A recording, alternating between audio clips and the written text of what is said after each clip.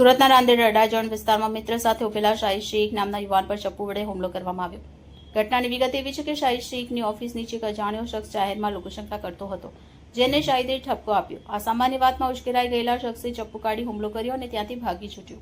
આ સમગ્ર હુમલો સીસીટીવી કેમેરામાં કેદ થયો, જેના આધારે રાંદેર પોલીસે તાત્કાલિક તપાસના ચક્રો ગતિમાન કર્યા. પોલીસે ગણતરીના કલાકમાં મુખ્ય આરોપી મુસમ્બેન ચાંદીવાલાને ઝડપી પાડ્યો.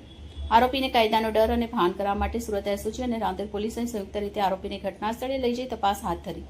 પોલીસ જ્યારે આરોપીનો વરઘોડો કાઢી રિકન્સ્ટ્રક્શન કરાવી રહી હતી, ત્યારે અડાજણ વિસ્તારના લોકોએ પોલીસની આ નીડર કામગીરી પર ફૂલોનો વરસાદ કર્યો. લોકોએ પોલીસ તો માગે વડોના નારા લગાવી અસામાજિક તત્વ સામેની આ ઝુંબેશને સમર્થન આપ્યું.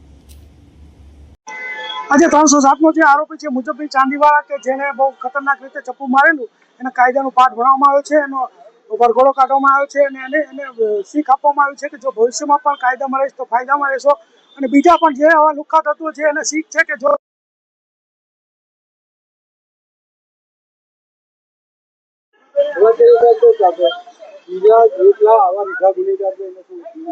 બીજા ગુનેગારોને આજે એ કહેવા માંગુ છું કે જો તમે કોઈ પણ લો એન્ડ ઓર્ડર ભંગ કરશો તો તમને કાયદો શું છે શીખવાડવામાં કોઈ જ શરમ નહીં આવે ને તમને એ જ ભાષામાં સમજાવવામાં આવશે.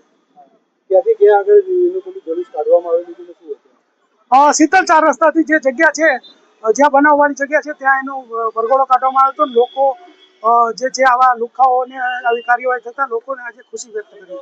વાત કરીએ તો જે લોકો આવેલા હતા ટોળામાં એને સૂત્રોચ્ચાર કરવાના કઈ રીતે લોકો આજે ખુશ હતા અને આવા લુખ્ખા તત્વો વિરુદ્ધમાં કાર્યવાહી થાય તો લોકો હંમેશા ખુશ જ રહેવાના અને આવી જ રીતે કાર્યવાહી સુરત શહેરમાં થતી રહેશે. લુખ્ખા ઉપર કાર્યવાહી થતી રહે, સારા માણસોને સહકાર આપવામાં આવશે.